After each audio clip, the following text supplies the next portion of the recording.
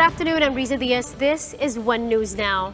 Beaches in Samal Island are gearing up for the reopening in a bid to salvage tourism. Still, the local government is reminding them to strictly implement health protocols. To tell us more on this story, we have Jem Avancenia joining us live from Samal. Jem, would like to know how are the preparations going so far?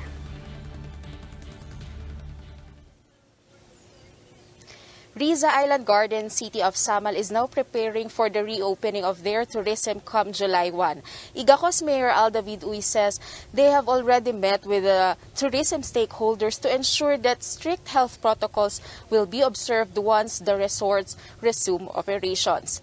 The mayor says most of the resorts are already processing their permits to operate from the Department of Tourism.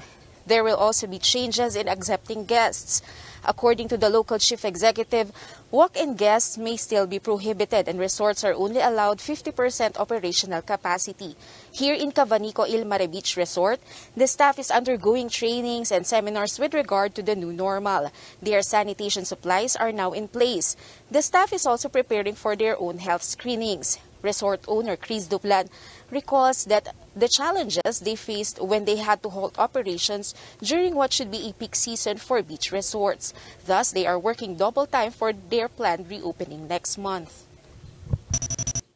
Mahirap talaga sa isang beach resort na walang income, tapos there's like fixed cost na yung maintenance natin, yung mga electricity, and yung mga security po natin. For July 1, we're starting to prepare yung staff natin, ma'am.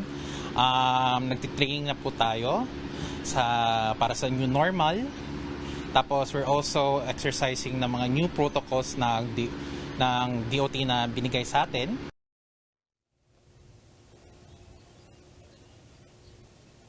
Riza, for those who are planning to come here in Samal Island starting July 1, the Igacos LG warns of a very strict health screening to avoid the spread of COVID-19. Riza?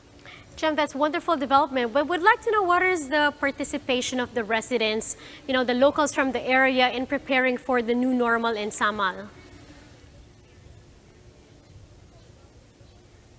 Riza Mayor David Uy asks the cooperation of the residents, especially now that they are preparing for the reopening this coming July 1. Also, Uy reminds the public to always observe proper hygiene and follow the IATF guidelines to ensure their safety. Riza? Now, with this development, with the reopening of beaches in Samal Island, how soon does the government see them, bouncing back from what was lost in their economy due to the lockdown? Or what are the LGU's expectations, or do they actually have a timetable for this?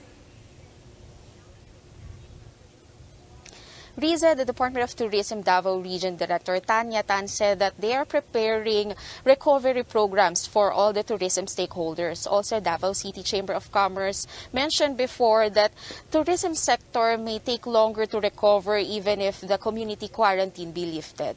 Riza? All right, thank you. That was Jem Avancenia reporting live from Samal. Meanwhile, here are other stories we're keeping our eyes on. A group of business organizations is urging Filipinos to buy local. The Philippine Chamber of Commerce and Industry says turning to local products will boost the economy. It also advised small business owners not to lose hope as things might improve in 6 months. Senator Sherwin Gatchalian joins the call against taxing online sellers. In a statement, the lawmaker implored the Bureau of Internal Revenue to defer its quote ill-timed and insensitive proposal. And Dubai's Burj Khalifa once again lit up in colors of the Philippine flag to mark the country's 122nd Independence Day yesterday. It's the second consecutive year that the world's tallest tower donned red, white, and blue to mark the special occasion.